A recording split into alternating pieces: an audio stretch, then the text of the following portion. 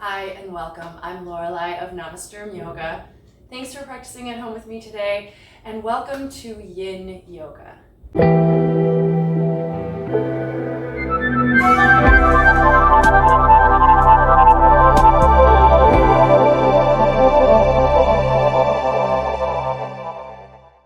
If you've taken yoga class with me before, you know that Yin is not my primary style. I generally teach a more vigorous vinyasa style class, but Yin Yoga is very complementary to that more vigorous movement-based style.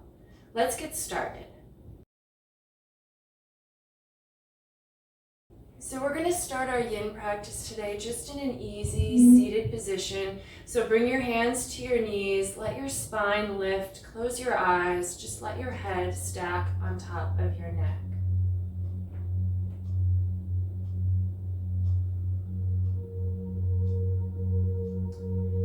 So a Yin practice is different from most hatha yoga practices in that it is just more still. That doesn't mean it's less intense or less challenging. It's just a very different approach to practice, but it's very complementary to any other yoga practice you might be doing. Whereas in most yoga practices, the focus is on the muscles and the more accessible or mobile parts of the body, the idea of the Yin practice is that it focuses more on the more stable or still parts of the body, such as our joints or our ligaments or our tendons, any of the connective tissue. Those things generally don't stretch real easily, but the goal of Yin Yoga is to hold poses in a very still way for a longer period of time to maybe start to move into some of those areas of the body. So we can start sitting here. You can practice with or without an Ujjayi breathing practice. Some people like to practice with a mantra, or if you are using an Ujjayi practice, sometimes that breath practice actually becomes your mantra because you can hear it as you breathe. So that's your option. The first thing we're going to do is actually just going to be a cat-cow sequence, which is bringing some movement to the body. Everything else will pretty much just be still held poses. Everything is timed, so in a moment you'll hear a little gong sound, and that's going to be the timer, meaning we're moving from one pose to another one. So let's come to hands and knees, and we'll start our cat-cow stretches. So spread your fingers wide, shoulders over wrists, hips over knees. Inhale, the head and tail lift and chest and belly drop. And then exhale, tuck the tail, arch the spine towards the ceiling. So this is a really common stretch in most classes, and we are working the muscles here, but we're not going to make it too vigorous. I do recommend really following your breath in this sequence if you can. So you're letting yourself inhale into cow, inhale stretching the front of the body, lengthening, expanding, opening, and exhale into cat pose. Exhales contracting, deepening, rounding, closing, back and forth. Just a few more times here.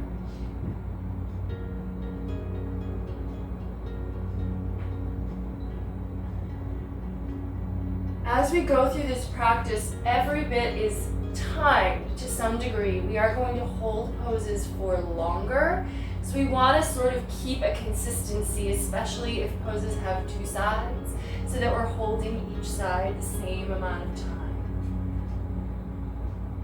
We've got about 30 more seconds here in our cat-cow stretches. If you have more range of motion available, go ahead and take that, but don't force or push.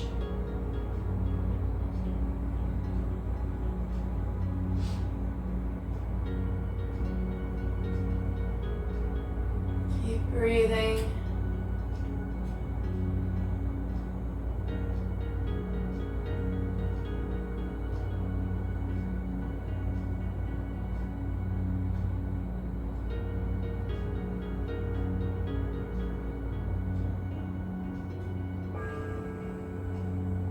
And then let's go ahead and step the right foot forward between the hands. And you might need to make some adjustments on your knees, but you're going to keep your left knee down. So that right foot is going to come so that the knee stays over the ankle, vertical shin, so that we're supporting the knee joint here with that bone. And then walk the foot out just a little bit and allow yourself to lower towards the floor. And you may choose to just put your hands on the mat, but you might find that you're able to drop the forearms down. If you're somewhere in the middle, you certainly could use a block or some kind of support under your forearms here to prop you up. The other thing is, as we hold these poses, because we're holding them for a while, you may find that you start off having to hold yourself up on your hands, but that gradually, as you breathe and just let gravity do its work, maybe you find that, oh, those forearms can come to the ground. You are able to sink a little bit deeper. The right knee is staying over the ankle, but you're just letting the upper body go. Let the neck relax and the head drop down, and breathe.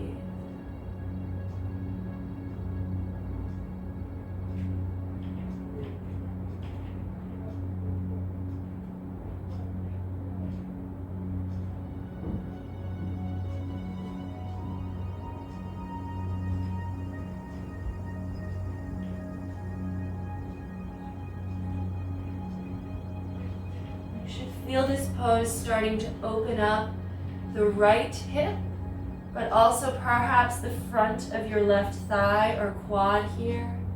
Just give in. We're not using any effort. We're really just letting go, and that will be true throughout.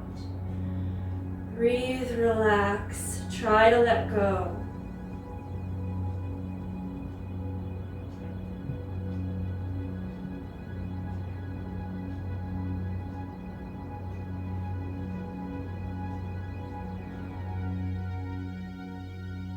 You might even get to the point where you find your head comes to the floor. Allow for that possibility. That may not be you, but if it is, don't resist.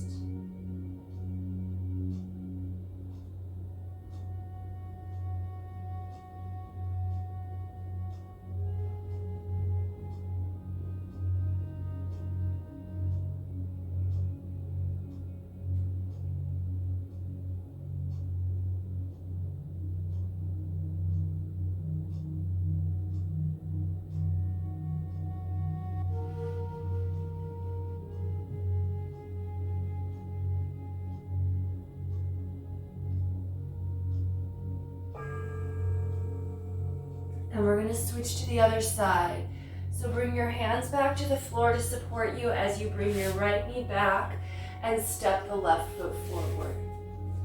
Same thing on the second side. So your left knee is stacked over the ankle, but you can walk your foot out a little bit to create space so that your arms can be inside of that leg. Now, you may notice that, obviously there's some weight on the back knee and some weight on the hands and arms. Helpful to use a yoga mat, but you could use probably any other sort of soft cushioned surface that can support you. And if you're finding that it's still too intense on your back knee, you could use something like a blanket folded up or a towel folded up to help give a little extra padding. When you're ready to go deeper, start to walk the forearms down. Sometimes people will practice also with like one forearm down and the other palm on the floor. And then as you find that gravity starts to do its job here, and really gravity is all that's working, you can take both forearms to the ground, let your head hang heavy, and just breathe.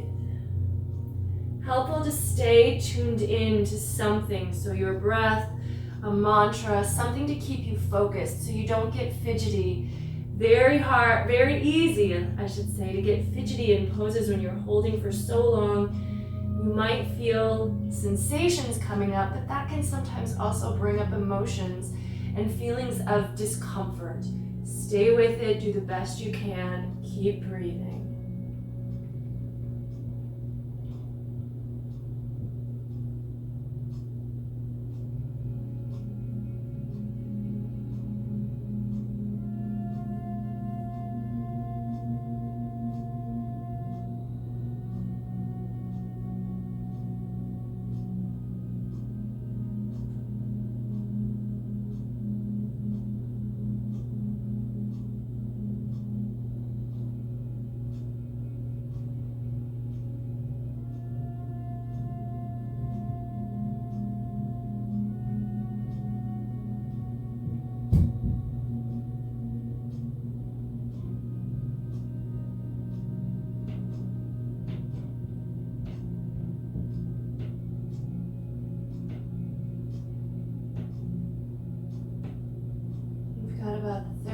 seconds here on this side.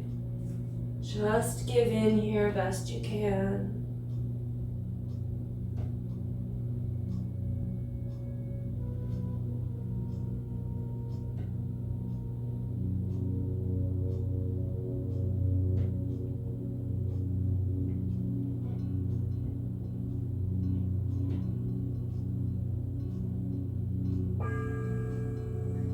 Then the next pose we're going to go into is going to be seal pose.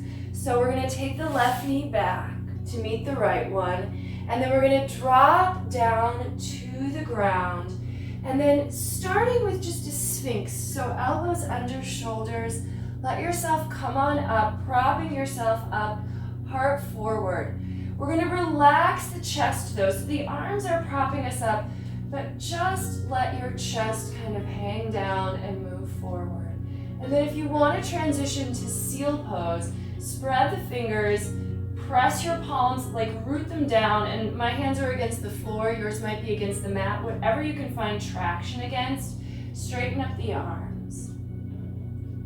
I sometimes like to think of my torso as like a string of Christmas lights or a string of beads or whatever makes sense to you, that is just draping from your neck to your navel. So really just let that go as slack as possible, but the shoulders are staying kind of up to prop things up. You may choose to let your neck relax and the head hang down. That's optional. If that feels bad, just put your head in a place where the neck feels safe and comfortable. And of course, breathing here.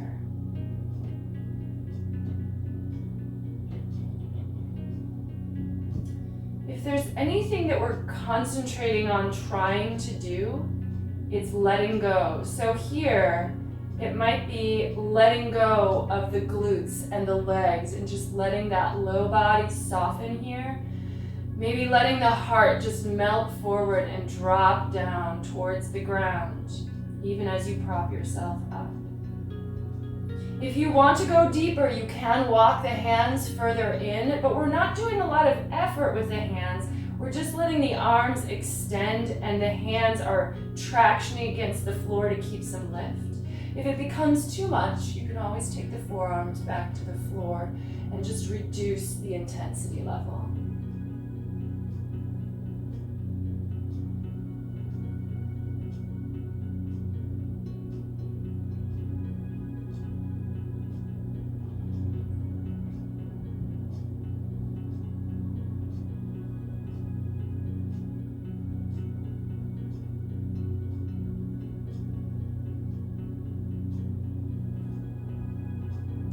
Breathing about 20 more seconds in this pose. Stay with it.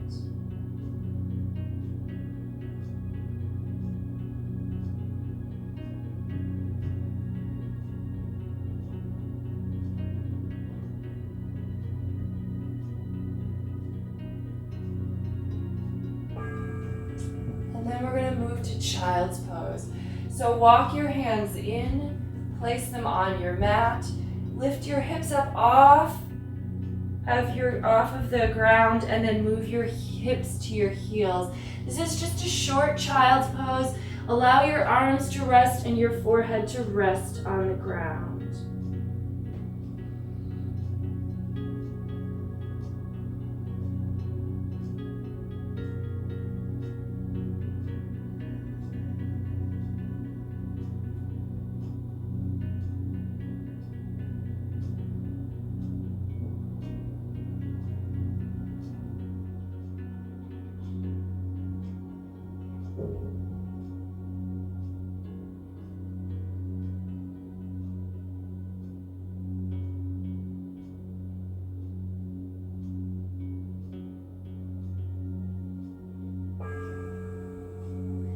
And then we're going to come to a seat, and the next pose we're going to take is going to be a butterfly pose. So bring your hips to your mat and take your knees out, almost like a diamond shape here. You can tuck your heels towards your hips or not. That really is your option. We're not going to try to press the knees down, but we're going to let them give into gravity, and then we're going to let our upper body give into gravity here too. Hands are on the floor. If we were doing a more traditional yoga practice, we might start to think about, adding a little muscle effort. But in Yin, no muscle effort. We're really trying to release our body and give into gravity as completely as possible, but we're not using our own strength to do that. So really just let the weight of your body sink down. You may not be very close to the floor, or you might be really close to the floor. It's going to be different for everyone. But just try to let go here. Let the head hang and breathe.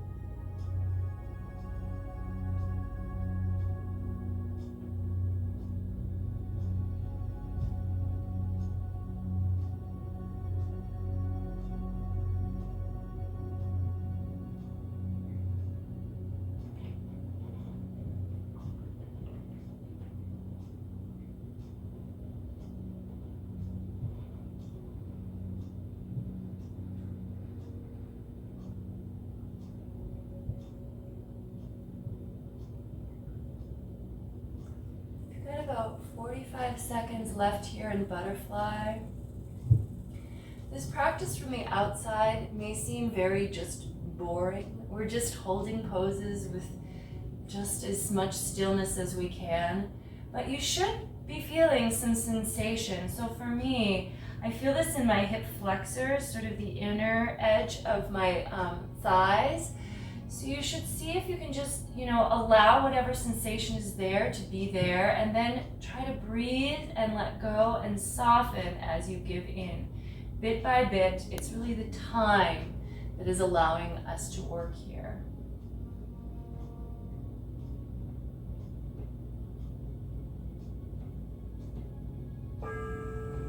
And then come on up, coming out of poses very slowly, especially if they felt deep to you. We're going to go into square pose. So we're going to take the right leg to the bottom here and line it up with the front edge or whatever straight edge of your mat you can, and then use your hands to help you stack the left foot above. Now, if this is too intense for you, and it might be for somebody's knees, so if that's the case, you could take that right leg and just cross the ankle here and lean in towards your leg that way.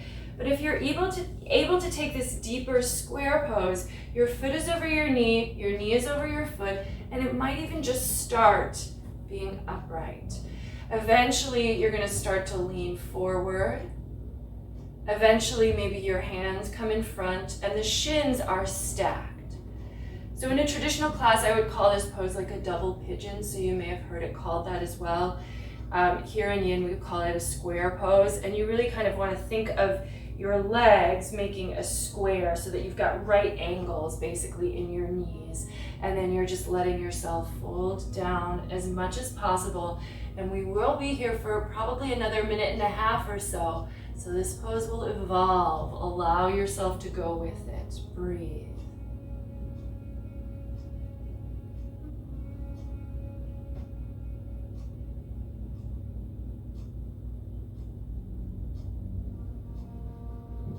Relax the feet. So notice if you're flexing hard in the feet.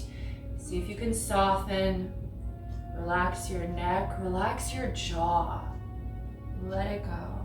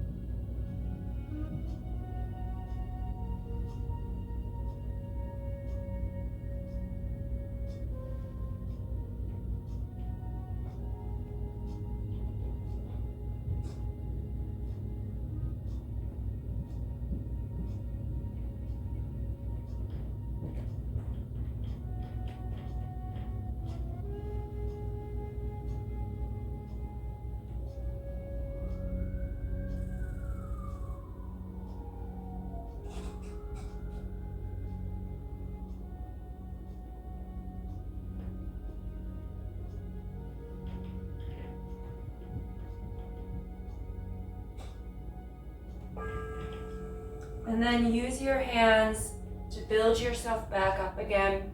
And we're just gonna change to the other leg.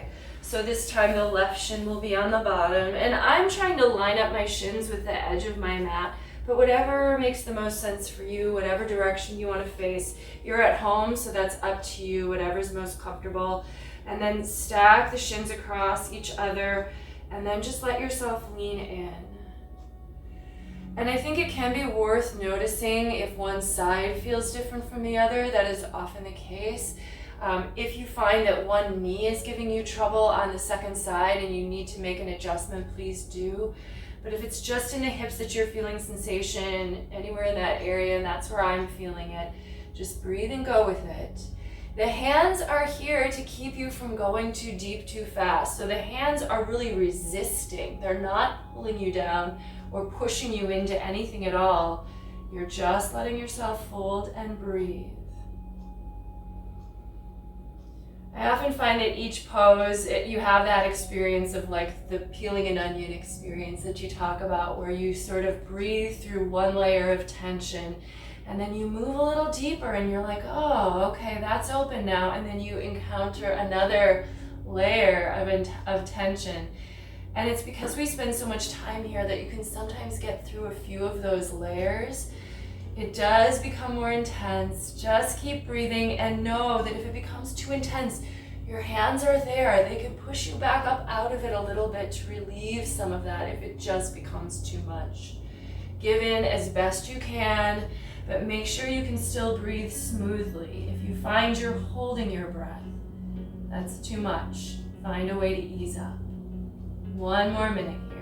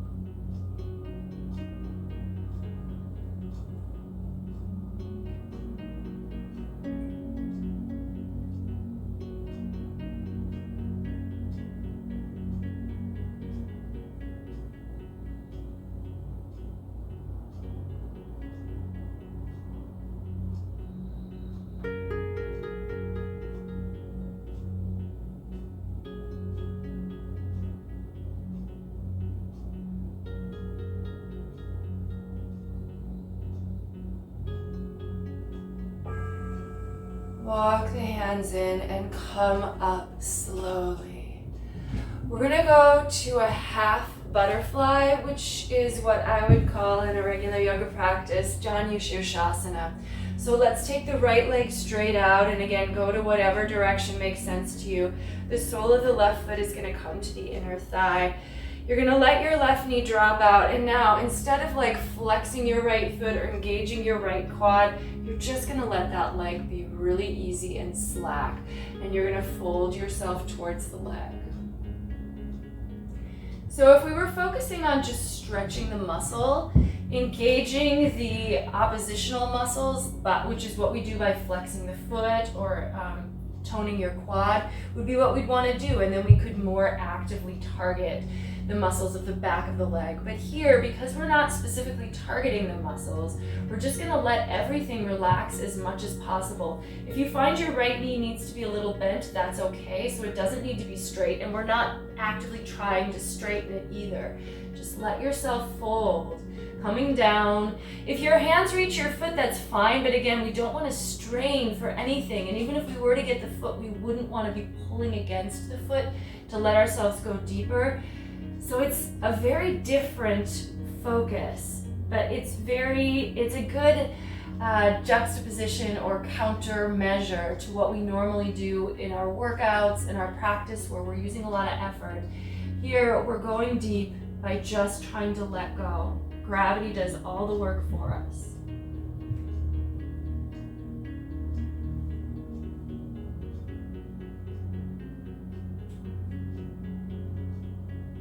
Let the neck relax if you're at the point where that feels good.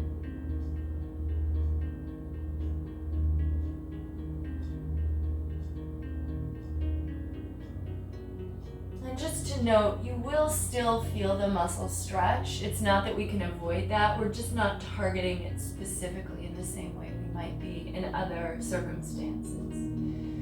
Got about 10 more seconds on this side, and then we'll go to the other.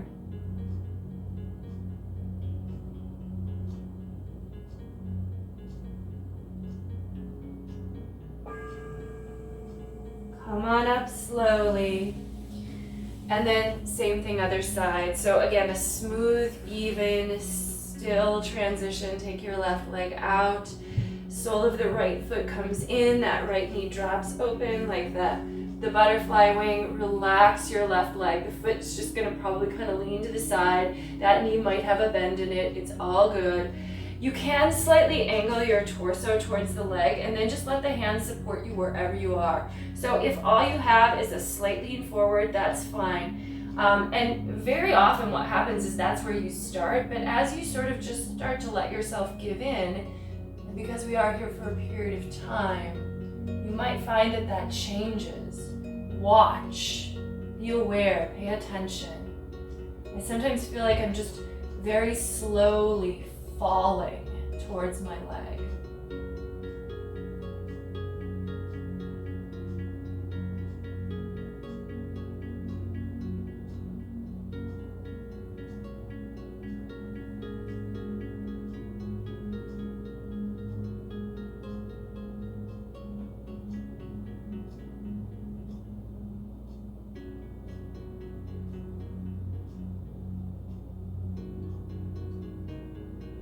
About 1 more minute on this side. Stay with your breath.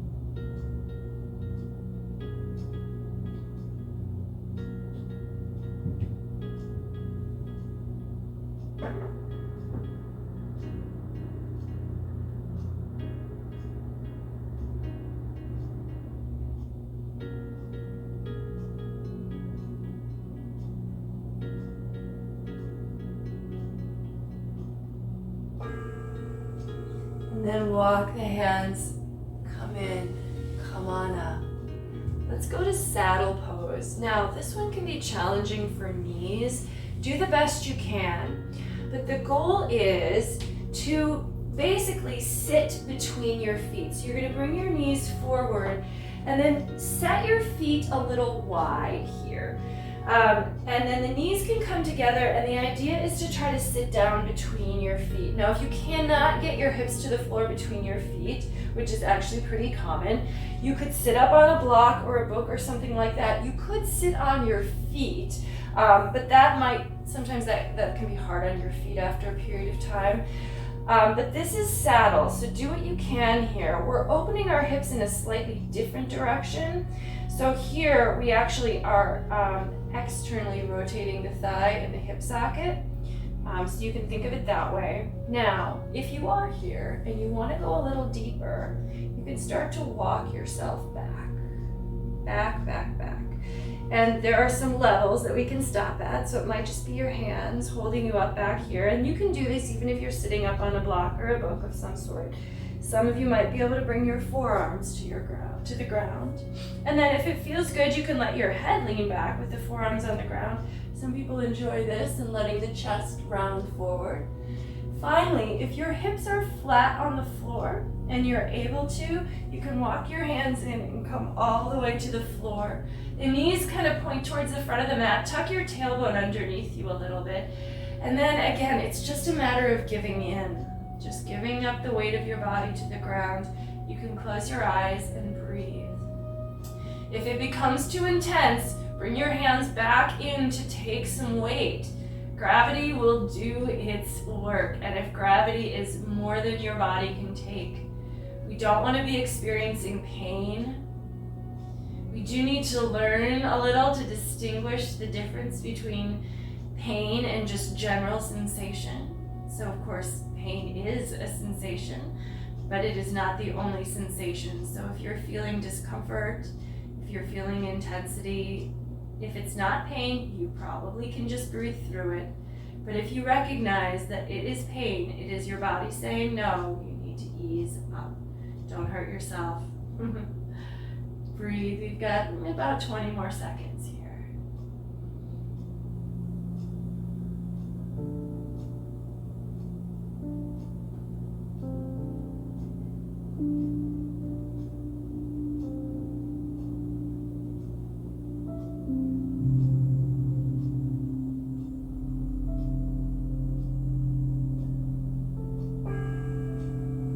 Now, bring your hands to your feet. Slowly, carefully bring yourself up, out of this one. And we're gonna go to frog pose. So this one can also be intense. Do the best you can. I'm actually gonna turn sideways on my mat because we're gonna take our knees really wide, and it can be very uncomfortable if your knees are not on the mat, and some people will even extra pad their knees, folding the side edges of their mat in, or you can put a towel or blanket under your knees. Now, there's two directions we're gonna go here. The first, the hands are on the floor. We're gonna move the hips back as if we were trying to come into child's pose. And then we're moving the hips back, and then we're also dropping the chest down. So come to your forearms. Some of you might take the knees even wider. So hips back, chest down, as opposed to moving the hips way forward, which can also be done, but I think you're gonna get more if you let your hips go back and then drop your chest down. Breathe, maybe let the head hang. We've got just less than a minute here, more to go.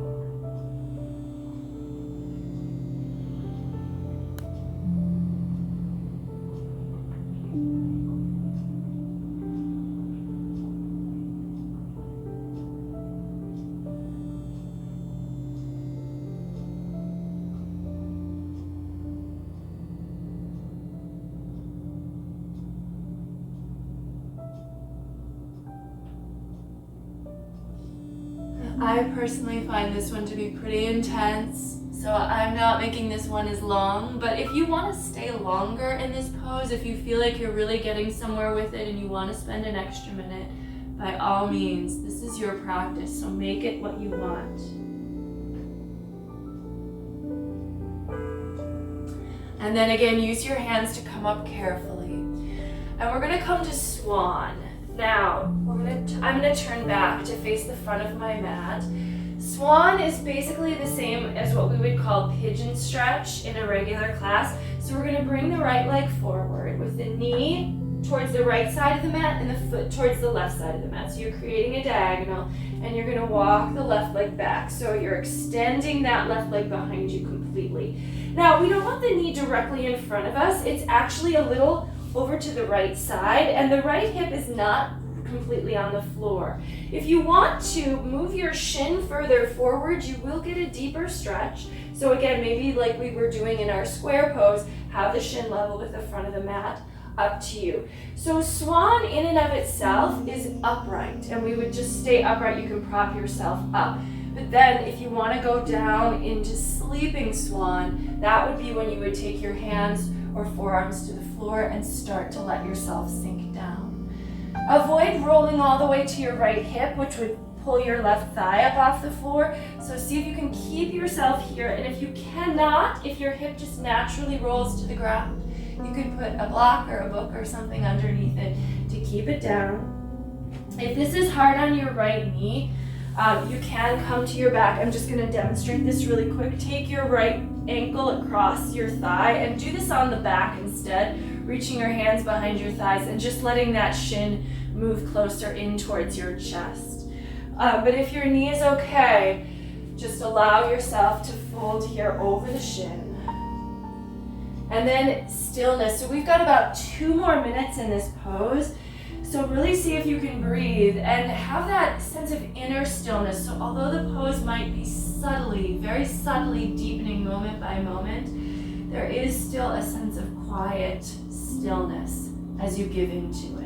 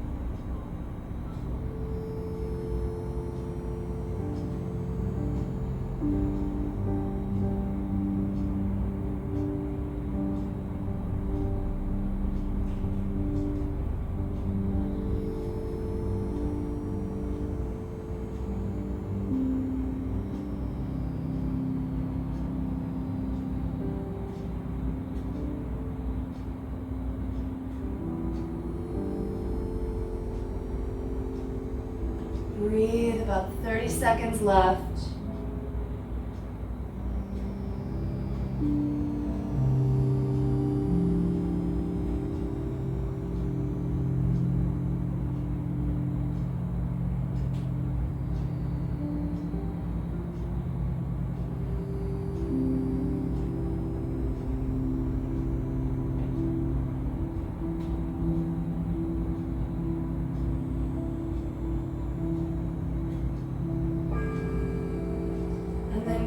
Carefully.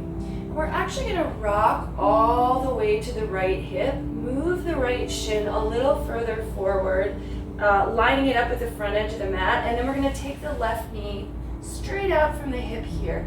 Take the left hand over to the right knee and turn over your shoulder for deer pose. Now, if you notice your left hip hiking up, see if you can rest that hip down as you turn and look over your right shoulder. We're just going to hold this for a short time. This isn't a real long pose.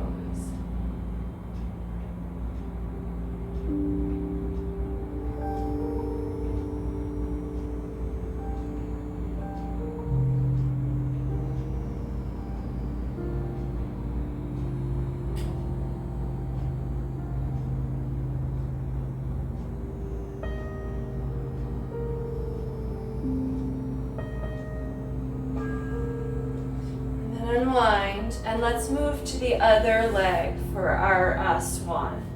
So go ahead and take your left knee forward. Use your right toes to walk the right leg back. Get out to the top of the thigh. And again, notice your left hip. It's slightly off the floor. So some of you might find that it's much higher than this, but it's not, we're not rolling to the edge of our hip, to the outer edge. Maybe move your shin further forward if you want to go a little deeper, but then again, make sure you move up so that you're not rocked to your hip, and then fold down over the shin, letting the weight give into the floor. Now again, if you need to come to the floor to your back to take a modified version, you would cross your left ankle above the right knee, draw your thigh in, and let your head and shoulders rest on the floor. We'll spend about 3 more minutes here. So maybe you're still upright at this point, and then as you like, as it feels right to you, start to lower yourself down for more of a sleeping swan. You can close your eyes and just give up the weight of your upper body here. Breathe.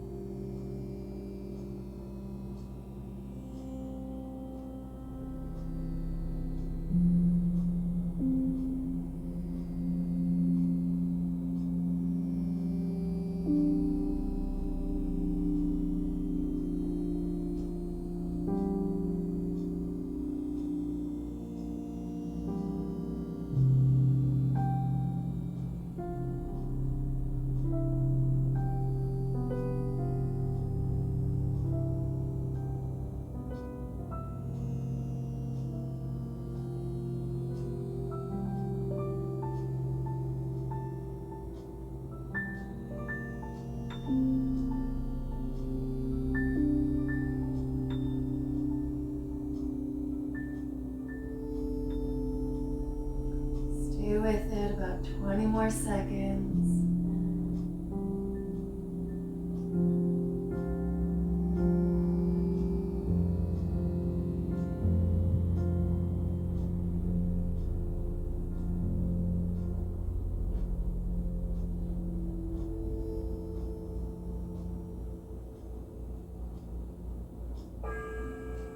And come up gently.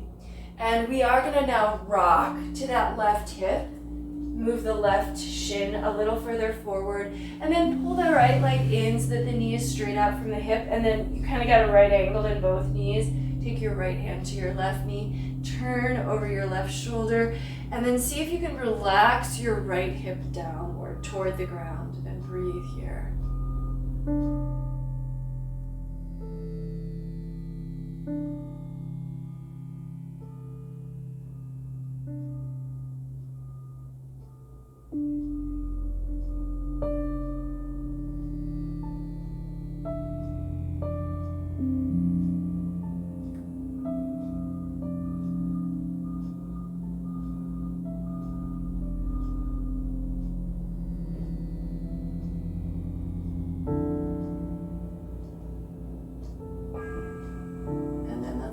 Let's turn out of this, and we're actually going to take the legs straight out in front of us for a nice forward fold. So take both legs out, and as I described before, we're now going to engage the quads. We're not going to really actively try to straighten the legs. We're not going to flex the feet. The feet might be flopped open a little bit. We're just going to let the legs release. So we're then going to start to fold forward. If you find that it's actually very hard to be upright and with the shoulders over the hips naturally and the legs extended out, you could sit up on something, and that sometimes helps to tilt you forward a little bit more. But then, going from the tilt, and maybe this is all this is for you, is just a slight tilt forward. But because we're spending time here, we're just going to let gravity do all of this. You might find that you just more naturally start to drop down. We're not pulling, we're not pushing, we're not yanking or forcing. Just letting go. Just sort of leave the body alone. We put it in a position and then leave it alone to do what it can do, all on its own.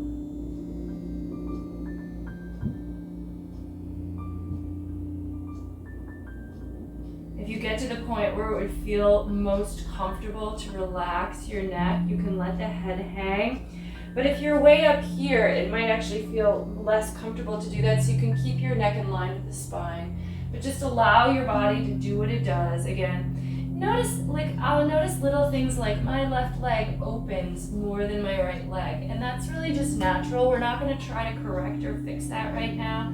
But you might just notice the way your body is slightly asymmetrical. It's okay, it's normal. Life is not symmetrical, so no wonder our bodies are not the same on both sides.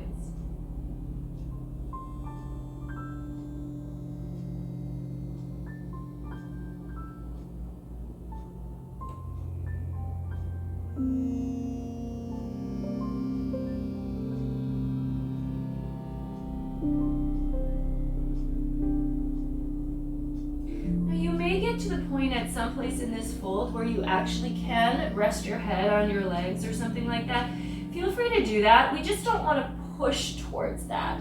So allow for that to happen. And if it does, it actually can feel very nice to let your head rest on something.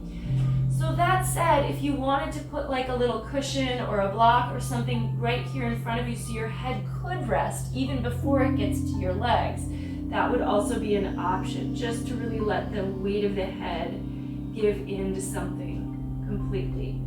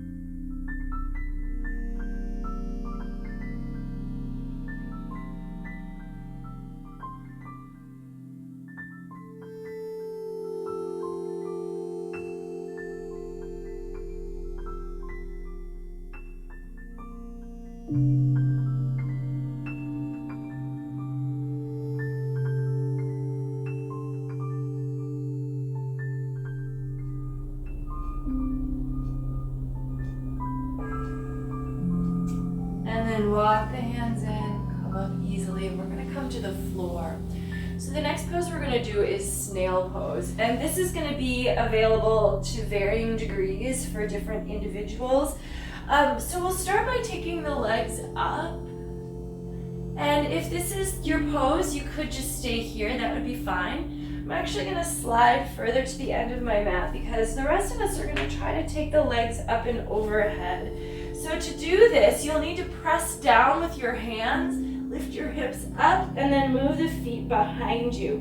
Now, you can have the toes on the floor either tucked under or extended with the tops of the feet, that's fine. And then some of you will find that it feels nice to bend the knees and drop the knees down by the ears. The arms are underneath you. If this is hard on your neck, then you might choose to just come back to your back and leave the legs up in the air. Breathe here.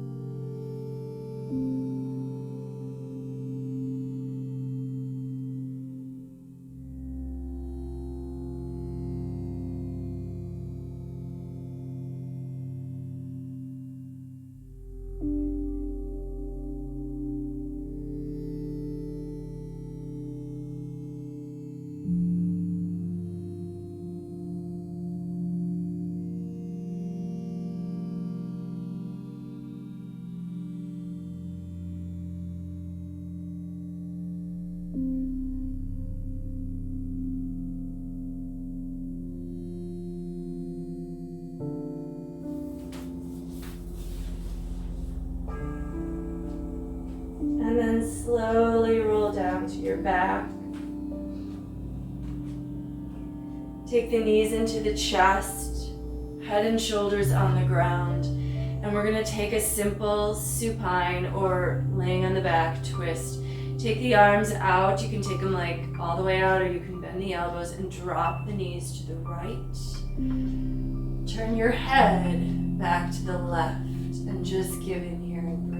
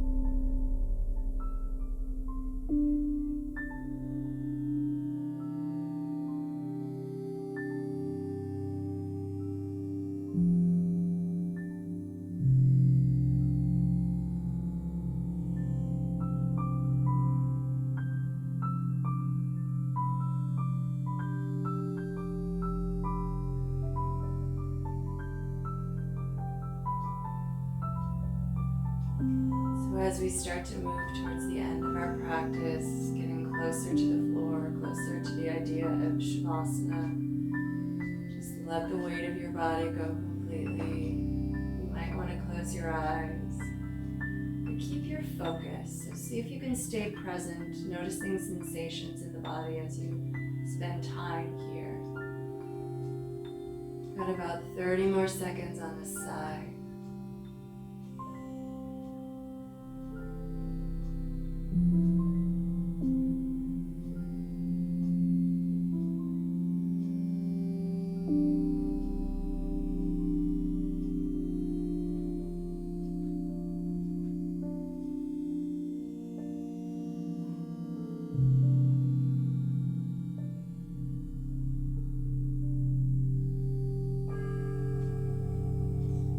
And then let's transition to the other side. So simple transition. Knees through chest.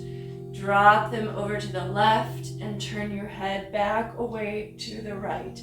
And again, just giving up the weight of the body and breathing.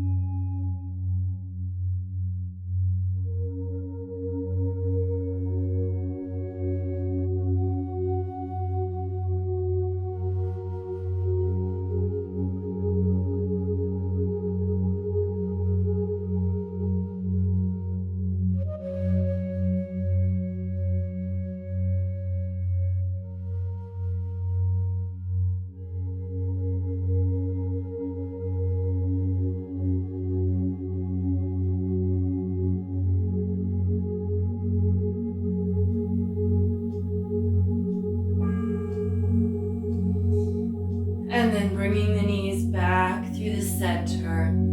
Take the legs out. If there's anything that you want to finish up by doing, like maybe hugging the knees into the chest or taking a small happy baby, please give yourself a moment to do that.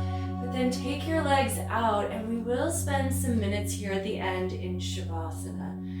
Let the palms open up, lift your chest, pull your shoulder blades underneath you. Make sure your nose is able to easily point to the ceiling. The feet can just flop open.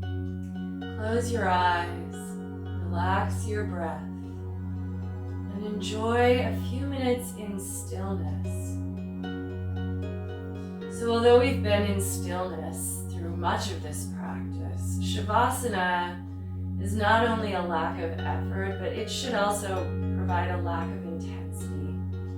We really just let go. There shouldn't be any aggravating sensation in Shavasana. If you do find that your low back doesn't feel good here, you could bend your knees, bringing the feet to the floor.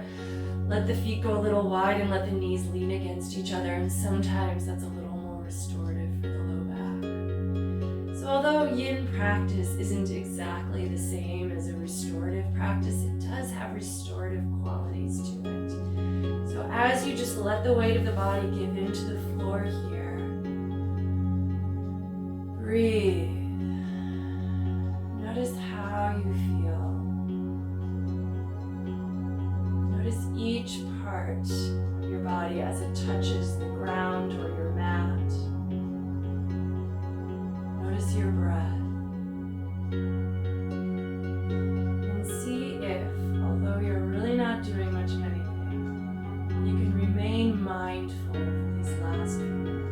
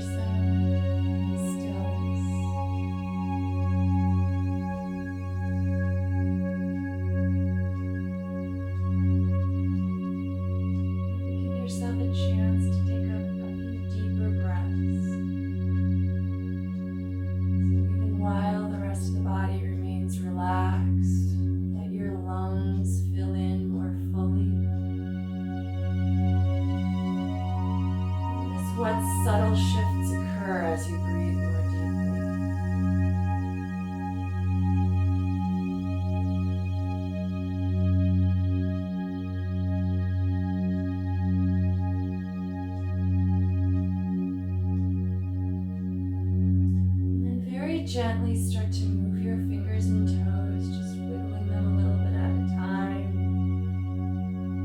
Starting to wake your body up, maybe allow that movement to transition to your wrists or your ankles. Maybe the head rolls back and forth on the floor as you wake up your neck. Eventually, reach the arms up overhead, stretch out very long from hands to feet across the floor. Enjoy the sensation of feeling awake as if you've slept for hours. And then, as carefully as you can, make your way up to a seated position. Use your hands to help you. Once you're up, go ahead and cross the legs. Bring your palms together in front of the heart. Close the eyes.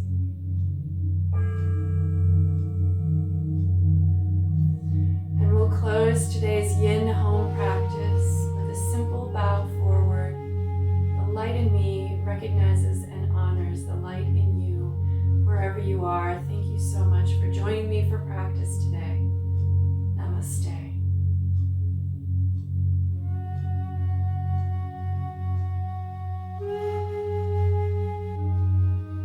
Thank you again so much. If you made it to the end of this practice and you liked it, please let me know. If you have any questions, you can put that in the comments. If you enjoyed this video and think others would, please share it. And just have a wonderful day. Keep on practicing.